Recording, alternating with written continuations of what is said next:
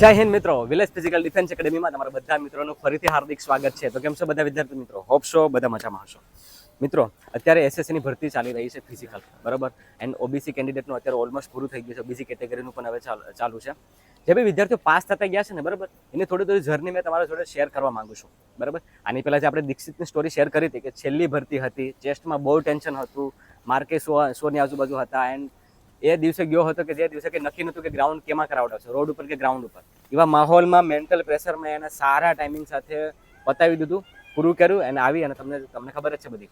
આજે મારા જોડે બીજા 3 એવા બોಯ್સ છે, બરાબર, કે આ એની બીજી ભરતી છે, બરાબર. એને એમ સમજો લો તમે કે એક વિદ્યાર્થી ગઈ ભરતીમાં મેડિકલમાં પોઈન્ટ આપી દીધો છે કે બનતો નહોતો છતાં પણ આપી દીધો. તો એવું હું મતલબ એનાથી મિસ્ટેક થઈ હતી કે પોઈન્ટ એને લઈ લીધો, બરાબર. તો એક એ વિદ્યાર્થી આજે પાસ થઈને આવ્યો છે, બરાબર. એને તમે ઓળખો જ છો, એનું નામ છે નવદીપ.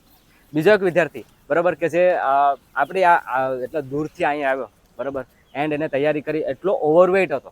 એમ સમજો લો તમે કે અહીંયા આવતા પહેલાં એનો 8-9 કિલો વજન વધારે હતો, બરાબર. અને અહીંયા આવી અને એને વજન ઓછો કર્યો. સાથે સાથે સીન પેન એ લેવલનું કે એને જેટલા બી ટાઈમિંગ મેં આપે ને એમાં 2 ટાઈમિંગમાં તો એને મારે ઉતારવું, મતલબ મને બી આમ ટેન્શન થતું હતું કે એને ઉતારું કે ન ઉતારું, કેમ કે વધી જાય તો, બરાબર. દવા સતત ચાલુ હતી. એ કન્ડિશનમાં પણ એને પાસ કર્યું ફિઝિકલ, પાછું ફરીથી, બરાબર. તો એમની પાસેથી પણ જાણીશું એનો અનુભવ. પછી બીજો એક વિદ્યાર્થી, બરાબર, કે જે એમ સમજી લો તમે કે લાસ્ટ ભરતીમાં મતલબ થોડાક એમ સમજી લો કે 1-1.5 માર્કથી રહી ગયો હતો ફાઇનલમાં આવતા, બરાબર.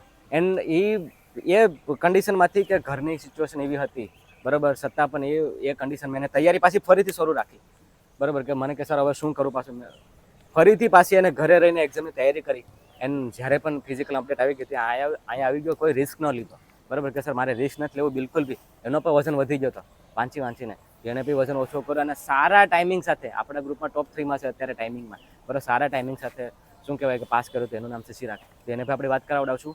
આ વિડીયો ખાસ કરીને એ વિદ્યાર્થીઓ માટે રહેશે કે જે ફેલ થયા ને, બરાબર. તો હવે આગળ શું કરવું એ નથી સમજાતું, બરાબર. તો આ 3 બોયઝની ઇન્સ્પિરેશન સ્ટોરી ઉપરથી તમને થોડું મોટિવેશન મળશે, બરાબર. એને કઈ વસ્તુનું ધ્યાન રાખ્યું કે પાછું ફરીથી પાછું શું કહેવાય કે એ મતલબ પાસ થયા, બરાબર. તો એ વસ્તુ સાથે હું વાત કરાવડાવીશ. તો મિત્રો, વિડીયો થોડોક બી લાંબો આમ તો થઈ શકે, પણ તમારા માટે ખૂબ જ કામનો છે, બરાબર. આ સ્ટોરી હું ન બી લાવત ને તો બી ચાલત, બરાબર. મેં માહિતી આપેલી છે એટલે વિદ્યાર્થીઓ પાસ થયા. પણ આ વ્યક્તિઓ જે છે, આ 3 બોયઝ જે છે, એની અંદર કંઈક 3 એવી વસ્તુ એવી મતલબ અમુક એવી ખૂબીઓ છે કે જેનાથી તમને બી લાભ થશે. તો હું કંઈ પણ ટાઈમ વેસ્ટ કર્યા વગર બોલાવવા માંગીશ પહેલાં શહેજાદને. વેલકમ, કોંગ્રેચ્યુલેશન શહેજાદ, બરાબર. એન્ડ ખૂબ ખૂબ અભિનંદન. પછી બોલાવવા માંગીશ નવદીપને, બરાબર. કામ, કોંગ્રેચ્યુલેશન વન્સ અગેન ફરીથી. એન્ડ પછી બોલાવવા માંગીશ ચિરાગ. કામ ચિરાગ, કોંગ્રેચ્યુલેશન, ખૂબ ખૂબ અભિનંદન. આવો. તો પહેલાં આપણે ફર્સ્ટ ઓફ ઓલ શહેજાદ પાસેથી જાણીએ કે શહેજાદ શું કહેવા માંગીશ, મતલબ કેવી રીતે અત્યાર સુધીની જર્ની ટૂંકમાં ખાલી કે પછી ફિઝિકલનું કહે છે, પણ મતલબ પાછું ફરીથી શરૂ કરવાનું થયું ત્યારે હું વિચાર્યું હતું? ગયા વર્ષે તો મારે 97 માર્ક હતા, પણ હું ફાઇનલમાં રહી ગયો હતો. એમાં ફિઝિકલની તૈયારી મેં અહીંયા જ કરી હતી. ત્યારે પણ મેં 21-40માં અહીંયા ગાંધીનગર જ પાસ કરેલું, બીએસએફ કેમ્પસમાં. શહેજાદને ગઈ વખતે પણ ત્યાં જ તમે કરી રહ્યા છો ને, ત્યાં જ એમનું પણ હતું, કેમ કે અમુક વિદ્યાર્થીઓને ભૂજ આપ્યું હતું, અમુકને ત્યાં આપ્યું હતું ગાંધીનગર. અને ત્યાં મેડિકલમાં પણ થોડુંક હાર્ડ હતું, એટલે મને 6x6માં પણ પોઈન્ટ આપેલો. અને એક બીજો પણ આપણે સ્કોલિયોસિસ આવે એમાં પણ પોઈન્ટ આપેલો. સ્કોલિયોસિસ જે શોલ્ડર આ રીતના ઉપર થઈ જતો પાછળથી, બરાબર, જે આપણો જે કરોડરજ્જુ હોય છે. પછી રીમેડિકલમાં તો ક્લિયર થઈ ગયું હતું, કંઈ પ્રોબ્લેમ નહોતો, પણ ત્યાં થોડુંક હાર્ડ હતું, એ માટે પોઈન્ટ આપી દીધા હતા. ઓકે. એ પછી ફાઇનલ મેચમાં રહી ગયો, પછી પાછું ફરીથી તૈયારી તૈયારી. હા, પછી તો પાછી તૈયારી ચાલુ કરી દીધી. છેટ રિઝલ્ટ સુધી તો રાહ જોઈ હતી કદાચ, કેમ કે એ વખતે માર્ક બહુ વધુ હતા બધા લોકોને. આ વખતે જેમ નહોતું, આ વખતે તો હાર્ડ હતું પેપર ને એવું બધું, એટલે આ વખતે પાસિંગ રેશિયો એટલો બધો છે ને, એ વખતે હતો. તૈયારી ફરીવાર પાછી ચાલુ કરી દીધી. આ વખતે પણ શહેજાદને મારે કંઈક 90 ને કેટલા 94 માર્ક્સ છે. સેફ સ્કોર છે, બરાબર. સેફ સ્કોર છે, આરામથી વાંધો નહીં આવે. ને આ વખતે કેવું રહ્યું હતું, મતલબ ફિઝિકલનું, મતલબ પગમાં એટલે ઇન્જરીથી વજન કેટલો વધારી દીધો હતો? હા વજન હું આવ્યો ત્યારે મારે 76 કિલો હતો. હા હું અહીંયા આવીને મેં 67-68 કિલો કરી નાખ્યો. બરાબર. ખૂબ સારું કહેવાય બરાબર કે એટલો વજન એને ઘટાડી અને ફિઝિકલ આ વખતે કેટલામાં પૂરું કર્યું? આ વખતે 21-20 માં પૂરું કર્યું. 21-20માં પૂરું કર્યું. ખૂબ સારો ટાઈમિંગ છે. તકલીફ તો ઘણી થઈ હતી પણ સીન પેન બહુ હતું. સિમ્પેન હતું છતાં પણ હાર ન માની હું કહેવા માંગીશ વિદ્યાર્થીઓને કે જે આમાં થોડા કાટું ફેલ થઈ ગયા છે, ગીવ અપ કરી નાખે છે રનિંગ દરમિયાન, ગીવ અપ કરે કે નહીં બરાબર મૂકી દે તો એનો શું સંદેશો છે?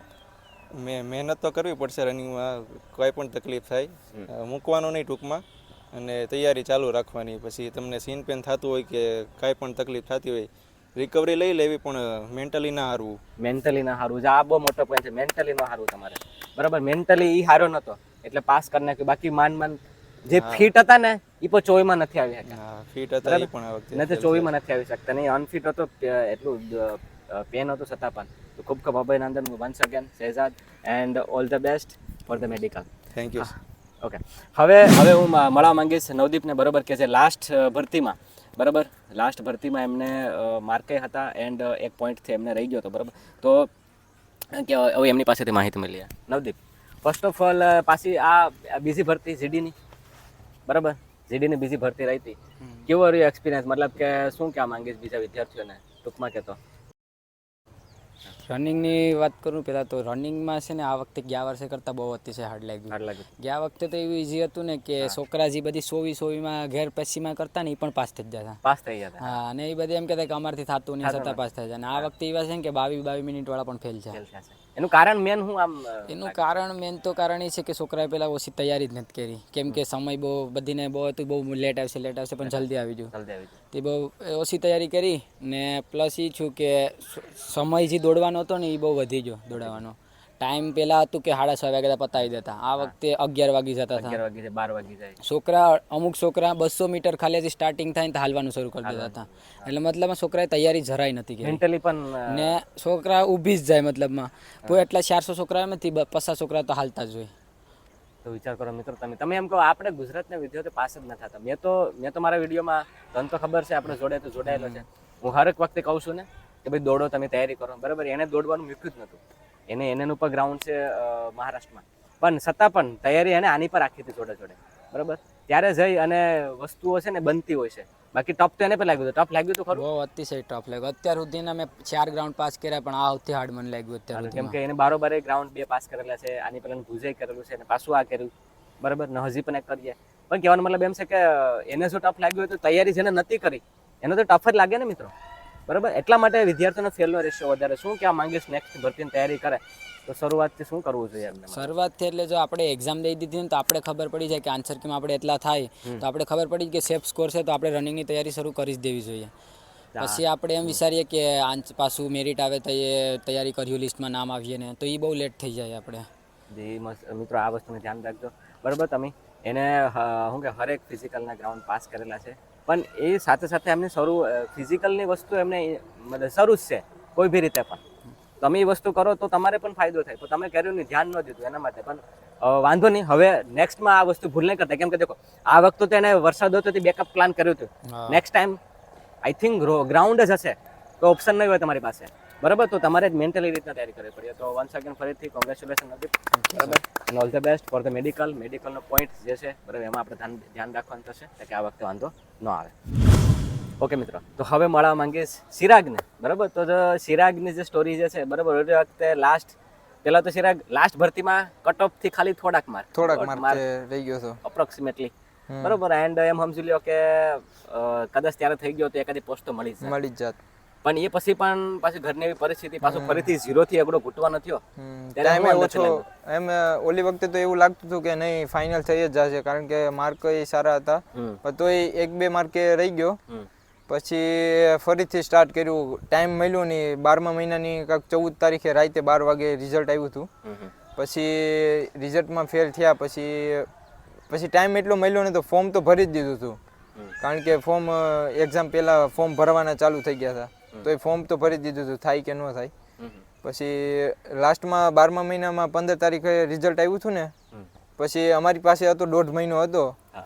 તે 1.5 મહિનો પછી તૈયારી એવી કરીને તો સારા માર્ક ને એવું આવી ગયું. એટલે વાંધો ન આવ્યો. ઘરેથી પણ તૈયારી કરી શકાય કે ન કરી શકાય? હા કરી શકાય. આ વખતે કેટલા માર્ક? ફોકસ હોવો જોઈએ. આ વખતે 104 માર્ક છે. 4 માર્ક છે, મતલબ કાંઈ વાંધો નથી. પછી માર્ક તો લઈ લીધા, પણ વજને વજન લઈ લીધો. વાંચવામાં ને વેઇટમાં ને વજન વધી ગયો હતો. વજન વધી જતો. એટલે પછી જે મતલબ શું કહેવાય કે એ પાછી ફરીથી તૈયારી શરૂ કરી. ફરીથી તૈયારી ચાલુ કરી. ઘરે હું નોર્મલી જાતો, અઠવાડિયામાં 1 વાર 2 વાર 3 વાર ક્યારેક જાતો, પણ આમ રેગ્યુલર નહીં. આન્સર કે આવી ગઈ તોય હું જાતો, પણ રેગ્યુલર ન જાતો.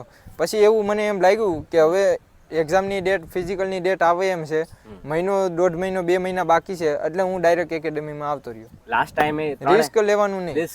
એને રિસ્ક ન લીધું. બાકી જે મતલબ ઘણા એવા હતા કે જેને ગિવ અપ કરી નાખ્યો, એ અત્યારે કે ગોતા ચડે છે. અત્યારે કોઈ નહીં. અત્યારે એ લોકો એમ કે ડેટ આવે પછી, અને આ જે 20 તારીખની ડેટ આવી ગઈ, અમુક એમ કહેતા કે ભાઈ ફેક છે, એ છે જ નહીં, રિયલ છે જ નહીં. અત્યારે એ આવે જ નહીં. એમ કે એક સેન્ટરમાં 1500 લોકોને ન દોડાવી શકે, ચીપનું સુવિધા ન થાય. પણ એ લોકો એમ કહેતા ને, એ બધા ફેલ થયા.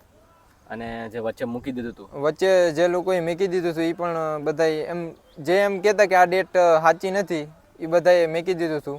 એ અત્યારે કોઈ ફિઝિકલમાં એવા બધી પાસ નથી થયા. એનું કારણ જ છે. આ મિત્રો હું તમને કઈને થાકી ગયો. અને આ વખતે બહુ સારા માર્ક વાળા ફેલ થયા. 100+ વાળા જ વધારે પડતા ફેલ થાય. એ બધા 100+ વાળા જ હતા. બીજી વસ્તુ એ કે જે મતલબ ત્યાં ફિઝિકલમાં અનુભવ થયો હતો, બરોબર, કેટલામાં પૂરું કર્યું હતું?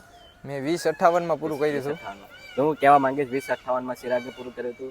પછી 21-50 નવદીપે પૂરું કર્યું હતું.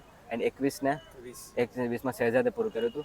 ત્રણેય બોયઝે આની પહેલા પણ આપણે ત્યાં આવીને પૂરું કર્યું હતું. આ વખતે પણ પૂરું કર્યું. એને રિસ્ક નહોતો લીધો. મિત્રો આ ભાવનગરથી આવ્યો છે શહેજાદ, બરાબર, ચિરાગ છે તાલાળાથી, અને નવદીપ તો આપણા જોડે છે, બરાબર. કહેવાનો મતલબ એમ છે કે એને રિસ્ક નહોતું લીધું, અને એ પછી જેને મહેનત સતત ચાલુ રાખ્યું. તો કદાચ ગ્રાઉન્ડ આવત તો ચિરાગ તને એમ લાગતું હતું, આપણે કોઈને એવું લાગતું હતું કે આપણે ટેન્શન છે? તૈયારી એટલી કરી લીધી. આપણે કેટલી તૈયારી બધી આપણે તૈયારી ગ્રાઉન્ડમાં હતી તો ગ્રાઉન્ડમાં તૈયારી કરતા, ગ્રાઉન્ડમાં રેપિટેશન મારતા. પછી રોડ હતો તો રોડમાં તૈયારી કરતા.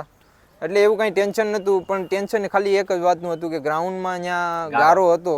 બાકી ગ્રાઉન્ડ હોત તો પાસ તો કરી જ લેત, પણ પાસ તો થઈ જ જાત. એનું કારણ એવું છે કેમ કે હજી તો ડેટ નથી આવી ને, પેલા મહિનો દિવસ આપણે તૈયારી થઈ ગઈ હતી ગ્રાઉન્ડ ઉપર વ્યવસ્થિત. ટાઈમિંગ આવી ગયું હતું. એ મહિના દિવસ પહેલા જ આવી ગયો. આ તમે એવું કહો છો ને કે ભાઈ એકેડેમી વાળા કેમ આ બધે 20 ને 21 માં કેમ પૂરું કરે છે, પણ તમે જ્યારે વિચાર્યું નતું ને ત્યારે એ ઓલરેડી રેપિટેશન મારતા હતા અહીંયા મારી ભેગા, બરાબર. ને તમે હજી વિચારતા હતા કે શરૂ કરું, ક્યારે કરું, શું થાય, પછી તો શું થાય અમે, તમે કહો મને. એટલે મિત્રો આવી ભૂલ ના કરતા. નેક્સ્ટ ટાઈમ જ્યારે તમને મોકો મળે, જે વિદ્યાર્થીઓ જે ફેલ થયા છે ને, બરાબર, હું આ ત્રણેયને દ્વારા એટલું જ ખાલી મેસેજ કરવા માંગુ છું કે જે ફેલ થયા છે ને, તો તમે ધ્યાન રાખજો આ વસ્તુમાં. લાસ્ટ સંદેશ શું આપવા માંગીશ? લાસ્ટ સંદેશ તો એવું જ છે કે જો અત્યારે જે પણ ફેલ થયા હોય એ તૈયારી ચાલુ જ કરી જોજો. ટાઈમ કોઈ વેસ્ટ કરતા નહીં. હમણાં એક્ઝામ આવી જશે પહેલા મહિનામાં, હમણાં 10મા મહિનામાં ફોર્મ ભરાશે, અને બીજા મહિનામાં એક્ઝામ ચાલુ થઈ જશે.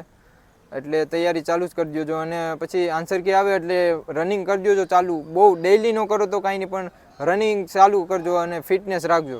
પછી લાસ્ટમાં એવું લાગે કે ભાઈ મહિના 2 મહિના જેવું ફિઝિકલમાં બાકી છે તો સાહેબની જોડે કોન્ટેક્ટ કરી લેવાના, એટલે થઈ જાય. આપણે જોડે સિરાગ કોન્ટેક્ટ ન કરે તો હું કેટલો ડાયટ વર્કઆઉટનો વિડીયો નથી નાખતો. હા, સાહેબ બધી નોલેજ આપે જ છે, બરાબર. ખાલી અનુસરવાની જરૂર છે. બસ એક્ઝેક્ટલી, બસ એ જ ખાલી શું કહેવાય કે ઇમ્પ્લિમેન્ટ કરવાની જરૂર છે. તમે આરામથી પાસ થઈ શકશો. બસ મિત્રો, ત્રણેય બોયઝની સાથે એટલો જ સંદેશો તમને કહેવા માંગીશ કે હિંમતને હારતા. લાસ્ટ ભરતી જેની હતી એને તો હું કંઈ નહીં કહી શકું, અંદરથી દુઃખ થાય છે એના માટે.